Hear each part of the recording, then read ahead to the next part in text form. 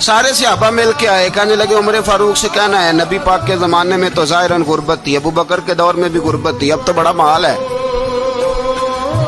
उमर से सिफारिश करो कि उमर नया कुर्ता पहना करे। मुल्कों के सफ़ीर आते, उमर वही फटी पुरानी चादर ओढ़ के और वही कई जगह पे पेबंद लगे सूट पहन के सफ़ीरों के सामने बैठ जाता है। उमर को मशवरा दो, तय हो गई बात।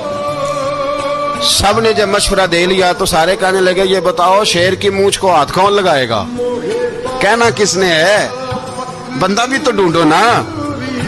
मैं कहा जनाब मेरा ये ख्याल है कि मौला अली शेर खुदा कहेंगे, क्योंकि जिस शख्स की उमर को सबसे ज्यादा हया करते देखा वो शेर खुदा मौला अली है रदी अल्लाह ताला। अली कहेंगे इसलिए कि जनाब अली तो कई दफा जब गुफ्तगू करते थे तो हजरत उमर चुप कर जाते थे और फरमाते थे अली ना होता तो मैं हलाक हो जाता। तो कहा अली से कहो। जनाब अली शेर खुदा को बुलाया, किस काम के लिए जी? अल्लाह अकबर।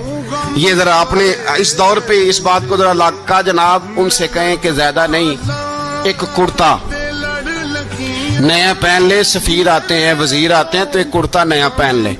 हजरत अली को बुलाया, आप फरमाने लगे कोई और बात होती तो मैं कह देता, ये वाली मैं नहीं कह सकता।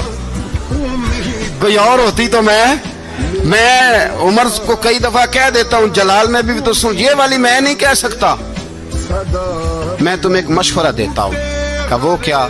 कहने लगे सैयद आयशा सिद्दीका से कहो, वो मोमिनों की माँ है, उमर टालेगा नहीं।